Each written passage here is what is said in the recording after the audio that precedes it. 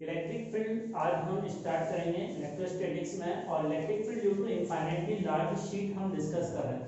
अब देखो infinitely large और इनफाइनाइटली स्मॉल का मतलब क्या होता है। जैसे पेन है हमारे पास, तो ये बहुत छोटा है या बहुत बड़ा है, तो ये चीज होती है। हम इसको बहुत बड़ा भी कह सकते हैं, बहुत छोटा भी कह सकते हैं। इनफाइनाइटली लार्ज भी कंसीडर कर सकते हैं with respect to size of mosquito size.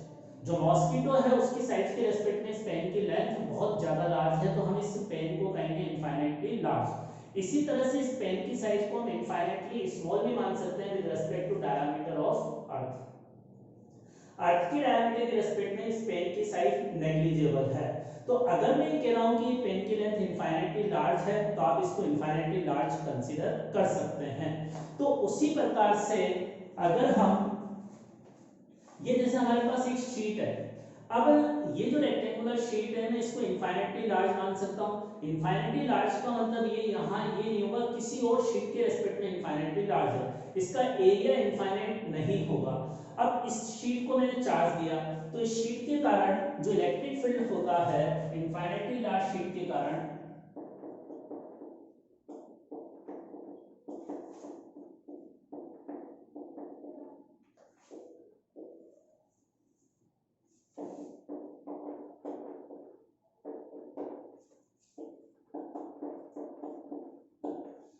Infinitely large sheet के कारण इलेक्ट्रिक फील्ड का फॉर्मूला यह है, सिग्मा जो है, sigma charge density surface charge density total charge divide by total area होगा। इसको हम ऐसे समझ सकते हैं जैसे इनफाइनाइटली लार्ज शीट, इस पर मैंने चार्ज पूरी सरफेस पर यूनिफॉर्मली डिस्ट्रीब्यूटेड कर रखा है, मान लेते हैं पॉजिटिव चार्ज। अब इसके कारण इस शीट के नजदीक वाले किसी पॉइंट पर अगर इलेक्ट्रिक फील्ड निकालेंगे ना, तो ये इलेक्ट्रिक फील्ड इस फॉर्मूले से कैलकुलेट होगा। अब जैसे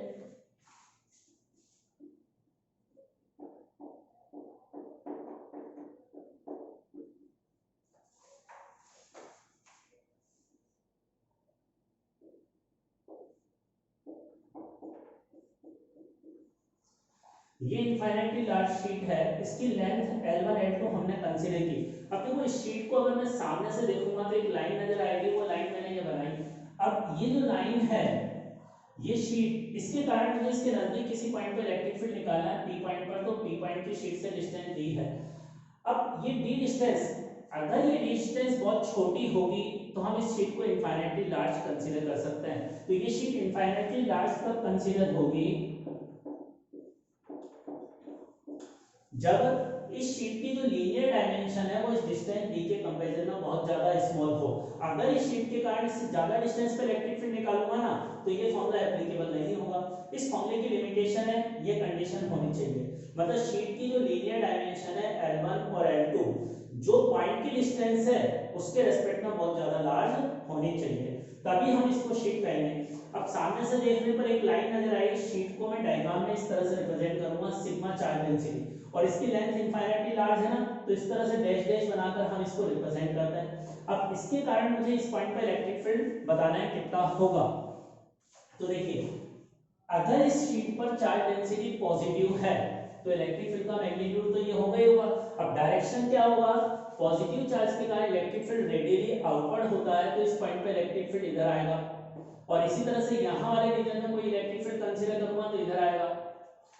और ये इलेक्ट्रिक फील्ड डिस्टेंस d पे डिपेंड नहीं कर रहा, d को हाफ करूं या डबल करूं इलेक्ट्रिक फील्ड रिमेंस सेम। तो हम ये कहते हैं कि इलेक्ट्रिक फील्ड डिस्टेंस पर डिपेंड नहीं करता, मतलब यहां इलेक्ट्रिक फील्ड यूनिफॉर्म होता है। तो ये यूनिफॉर्म इलेक्ट्रिक फील्ड है due to infinitely large sheet.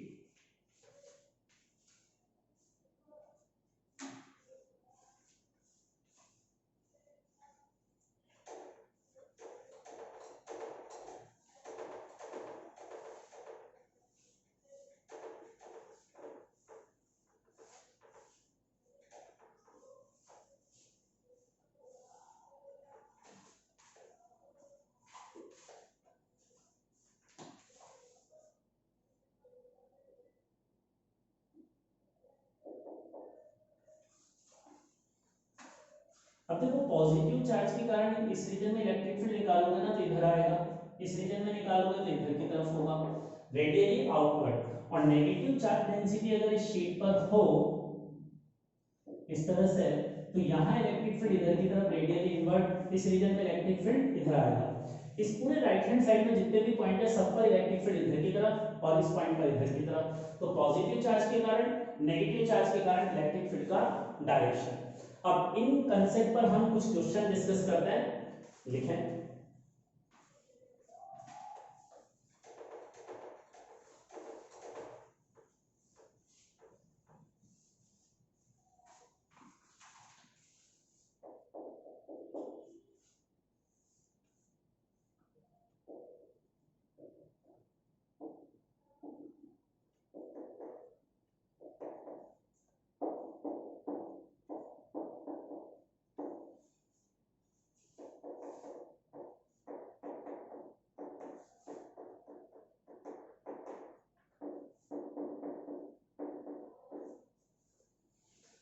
ये इनफाइनाइटली लार्ज दो शीट दे रखी है, हमें इसके कारण एबीसी पॉइंट पर रिजल्टेंट इलेक्ट्रिक फील्ड कैलकुलेट करना है, कितना होगा। तो देखिए इसका सॉल्यूशन, रिजल्टेंट मतलब दोनों शीटों के कारण इलेक्ट्रिक फील्ड अलग अलग निकाल कर ऐड करेंगे। अब जैसे ए पॉइंट पर बात करते हैं तो पॉजिटिव चार्ज है, इसको पहली शीट बोल देता हूँ, इसको दूसरी शीट बोल देता हूँ। अब दोनों शीटों के कारण इस पॉइंट पर इलेक्ट्रिक फील्ड का डायरेक्शन सेम होगा ना, और दोनों के कारण इलेक्ट्रिक फील्ड का मैग्नीट्यूड बराबर है। इनफाइनाइटली लार्ज शीट के कारण electric field sigma upon 2 epsilon not होता है। हर पॉइंट पर इलेक्ट्रिक फील्ड दोनों शीट के कारण इसके बराबर है। जहां दोनों सेम डायरेक्शन में होंगे वहां ऐड हो जाएगा, तो ए पॉइंट पर टोटल इलेक्ट्रिक फील्ड इसका डबल हो जाएगा, तो sigma upon 2 epsilon naught into 2 that is equal to sigma upon epsilon naught. और किस डायरेक्शन में आया, टुवर्ड्स लेफ्ट। तो एक आंसर हमारा ये आ गया। इसी तरह से अगर बी पॉइंट पर इलेक्ट्रिक फील्ड निकालेंगे तो बी पॉइंट पर पहली वाली शीट के कारण इलेक्ट्रिक फील्ड इधर आएगा, दूसरी शीट के कारण इधर आएगा, और दोनों के मैग्नीट्यूड बराबर है, तो डायरेक्शन अलग अलग होने के कारण बी पॉइंट पर नेट इलेक्ट्रिक फील्ड 0। इस तरह से बी पर 0 आ जाएगा। और सी पर, इस वाले पॉइंट पर दोनों शीटों के कारण इलेक्ट्रिक फील्ड सेम डायरेक्शन में होगा, तो वापस सी पर भी टुवर्ड्स राइट। तो ये इसके आंसर।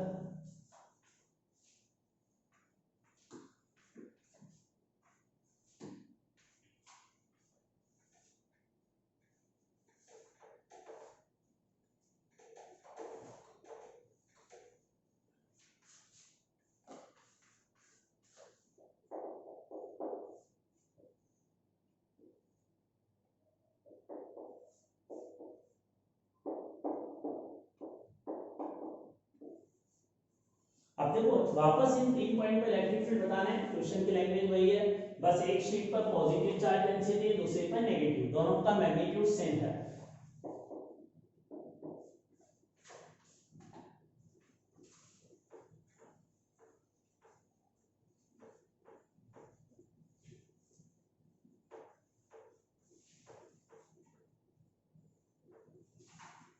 बताओ किस पॉइंट पर 0 होगा इलेक्ट्रिक फील्ड, 0 उसी पॉइंट पर होगा ना जहां दोनों शीटों के कारण इलेक्ट्रिक फील्ड का डायरेक्शन अपोजिट हो।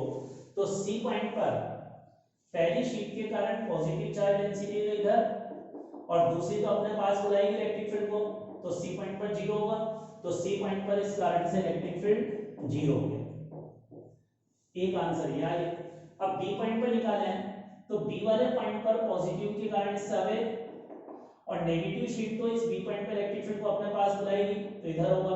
अब दोनों इलेक्ट्रिक फील्ड सेम डायरेक्शन में है, तो यहाँ ऐड हो जाएगा और आंसर आ जाएगा sigma upon epsilon not towards right. और इसी तरह से अगर ए पॉइंट पे इलेक्ट्रिक फील्ड निकालेंगे तो वो 0 आ जाएगा। तो ये इस क्वेश्चन का आंसर।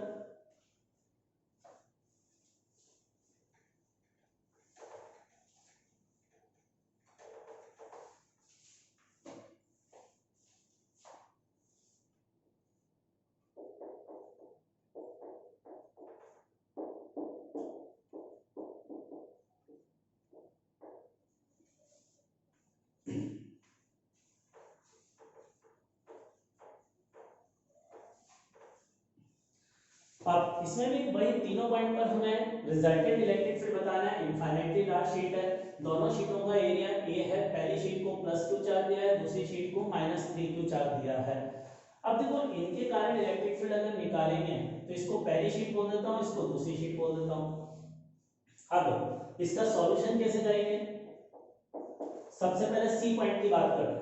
सी पर इस प्लस वाले के कारण इलेक्ट्रिक फील्ड इससे दूर होगा, तो पहली शीट के कारण इधर, और जो माइनस वाला चार्ज है वो इलेक्ट्रिक फील्ड इधर की तरफ रखेगा, यही है ना। अब अगर यहाँ रिजल्टेंट इलेक्ट्रिक फील्ड निकालेंगे तो दोनों का डायरेक्शन अपोजिट है, तो सब्ट्रैक्ट करेंगे।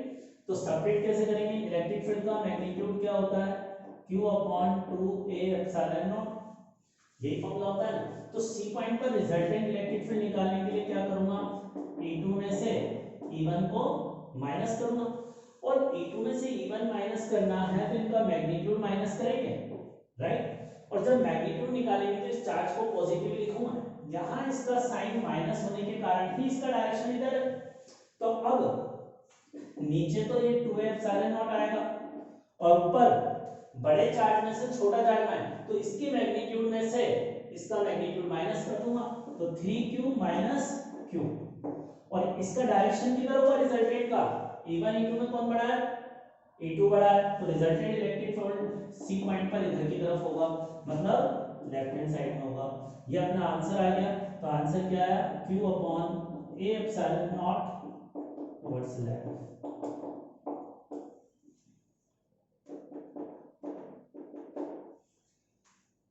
अब इसी तरह देखो, अगर ए पॉइंट पर इलेक्ट्रिक फील्ड निकालेंगे तो पहली शीट के कारण इधर आ रहा है, दूसरी के कारण इधर आ रहा है, तो मैग्नीट्यूड तो ये आएगा ना, बस डायरेक्शन अपोजिट हो जाएगा।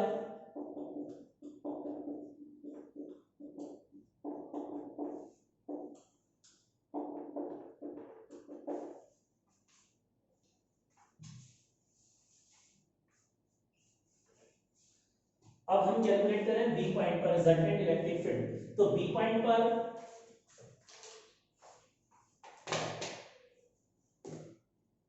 देखिए, बी पॉइंट पर पहली शीट के कारण इलेक्ट्रिक फील्ड इधर आएगा E1। अब दूसरी शीट पर नेगेटिव चार्ज है, नेगेटिव चार्ज इलेक्ट्रिक फील्ड को अपने पास बुलाएगा, तो इस पॉइंट पर इधर ही आएगा, तो अब यहाँ ऐड होगा, और ऐड होने का मतलब 3q + q आएगा, और उससे इलेक्ट्रिक फील्ड कितना आ गया, इस बी पॉइंट पर net electric field 3q + q divided by towards right. तो ये अपना आंसर होगा इस क्वेश्चन का।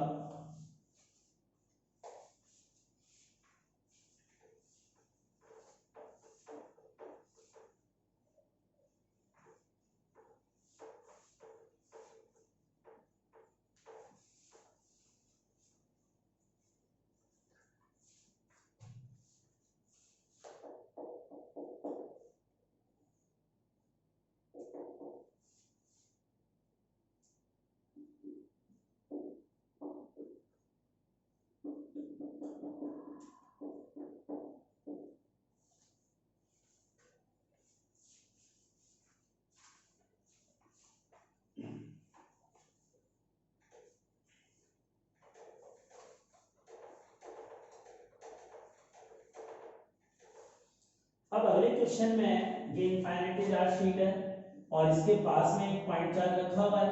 मुझे इस पॉइंट चार्ज पर इलेक्ट्रिक फोर्स निकालना है due to this sheet. Calculate electric force on charge point charge Q due to sheet. कौन सा फॉर्मूला लगाएंगे बच्चों, बताओ।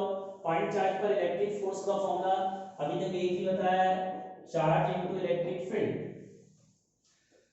अब ये फोर्स किस पर है, जो चार्ज यहाँ लिखूंगा पॉइंट चार्ज पर। अब देखो यहाँ इलेक्ट्रिक फील्ड लिखते हैं, जो चार्ज यहाँ लिखा है जिस पर फोर्स निकाल रहे हैं, उसके अलावा दुनिया में जितने चार्जेस हैं उनके कारण इलेक्ट्रिक फील्ड है, और कहाँ, जहां ये चार्ज रखा है, तो इस जगह इलेक्ट्रिक फील्ड लिखूंगा, इसके अलावा चीजों के कारण, और इसके अलावा अभी तो चार्ज यही है, तो इस शीट के कारण इस पॉइंट पर इलेक्ट्रिक फील्ड रेडियली आउटवर्ड होता है, और इनफाइनाइटली लार्ज शीट के कारण इलेक्ट्रिक फील्ड का फॉर्मूला क्या था, σ/2ε0। बस E की वैल्यू यहां रख देंगे तो वो आंसर आ जाएगा। तो इलेक्ट्रिक फोर्स इक्वल टू क्या आया,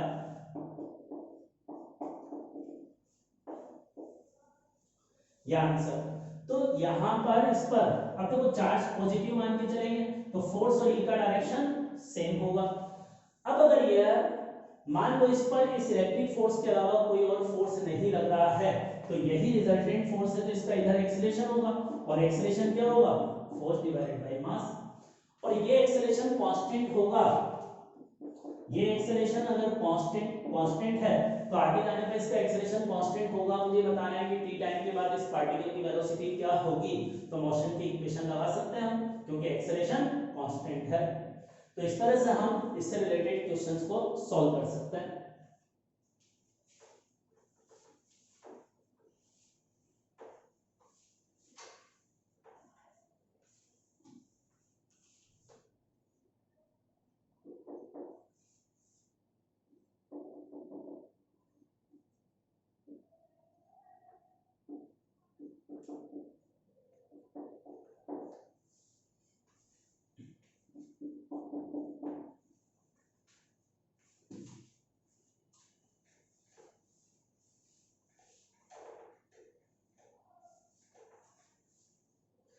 अब देखो ये इनफाइनाइटली लार्ज जो शीट है इस पर चार्ज डेंसिटी पॉजिटिव है और इसके पास में एक सिंपल पेंडुलम है जो वर्टिकल प्लेन में ऐसे ऑसिलेटरी मोशन कर रहा है।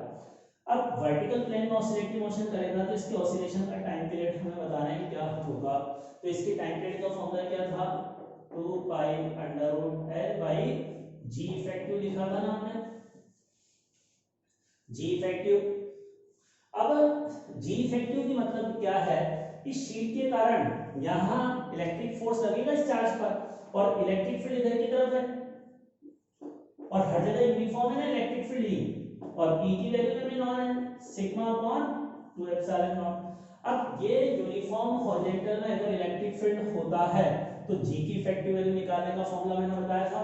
जी की इफेक्टिव वैल्यू कैसे निकालेंगे, इलेक्ट्रिक फोर्स के कारण इधर इलेक्ट्रिक फोर्स ये लगेगा QE डिवाइडेड बाय मास, तो इलेक्ट्रिक फोर्स के कारण एक्सेलरेशन इधर है यह और इधर एक्सेलरेशन यह है जी। तो अब ये जो इलेक्ट्रिक फील्ड के कारण एक्सेलरेशन है और ये जी एक्सेलरेशन दोनों एक दूसरे के परपेंडिकुलर है तो इनका रिजल्टेंट एक्सेलरेशन यहां कहीं आएगा under root g square plus ए स्क्वायर और यही जी की इफेक्टिव वैल्यू होगी। तो अब यहां इसका अगर टाइम पीरियड निकालेंगे तो जी की इफेक्टिव वैल्यू क्या आ गई, under root g square plus QE by N का होल स्क्वायर। अब ये जी की इफेक्टिव वैल्यू यहां रख देंगे तो हमारे पास टाइम पीरियड कैलकुलेट हो जाएगा।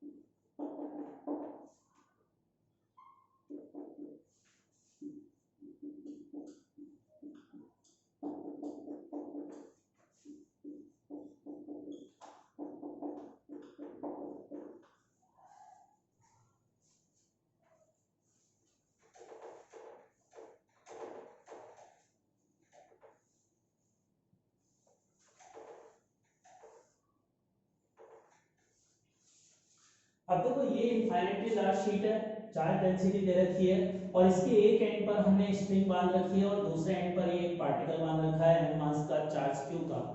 अब हमें क्वेश्चन में दे रखा है कि ये पार्टिकल अगर इक्विलिब्रियम में है, इक्विलिब्रियम का मतलब जानते हैं रिजल्टेंट फोर्स 0, अगर ये पार्टिकल इक्विलिब्रियम में है तो बताओ थीटा की वैल्यू क्या होगी, ये हमारा क्वेश्चन है। अब इसको निकालने के लिए हम इस चार्ज पार्टिकल पर न्यूटन्स लॉ लगाएंगे और न्यूटन्स लॉ कैसे लगाया जाता है, इसका फ्री बॉडी डायग्राम बनाएं सबसे पहले। अब फ्री बॉडी डायग्राम बनाएंगे तो इस पर एक तो ग्रेविटेशन फोर्स mg नीचे लगेगा, इलेक्ट्रिक फोर्स इधर आएगा जो अभी हमने निकाला था q into e और e की वैल्यू भी लिखी थी sigma upon 2 epsilon not, electric force ये आ गया। इसके अलावा रस्सी में टेंशन होगा इधर की तरफ T के इक्वल, ये तीन फोर्स इस चार्ज पार्टिकल पर लग रहे हैं और तीनों फोर्सेस की वजह से चार्ज पार्टिकल इक्विलिब्रियम में, मतलब इस पर रिजल्टेंट फोर्स 0 है। अब इसको सॉल्व करने के लिए ये फ्री बॉडी डायग्राम तो हो गया, इसका एक्सेलरेशन हर डायरेक्शन में 0 है रिजल्टेंट फोर्स 0 है ना इक्विलिब्रियम में, तो अब इस पर न्यूटन्स लॉ लगाने के लिए हमें टेंशन के कंपोनेंट करने होंगे, तो टेंशन का कंपोनेंट करते हैं हम। अब टेंशन के कंपोनेंट कैसे होंगे, ये इधर भी थीटा होगा, ये दोनों लाइन पैरेलल है तो, और टी का इधर कंपोनेंट आएगा टी cos थीटा, इधर आ जाएगा टी sin थीटा। अब देखो न्यूटन्स लॉ लगाएंगे तो टोटल फोर्स 0 करेंगे तो टी sin थीटा किसके इक्वल होगा,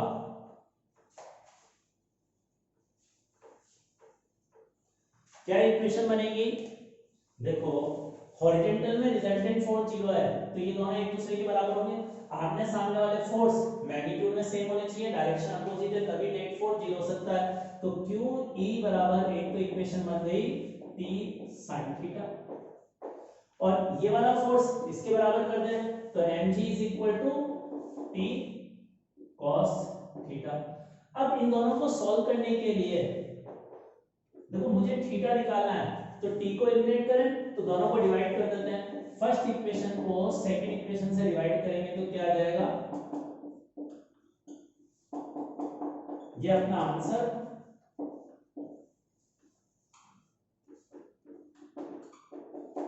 और इसमें e की वैल्यू ये लिख देंगे सिग्मा अपॉन 2 एप्सिलॉन, तो ये इस क्वेश्चन का आंसर होगा।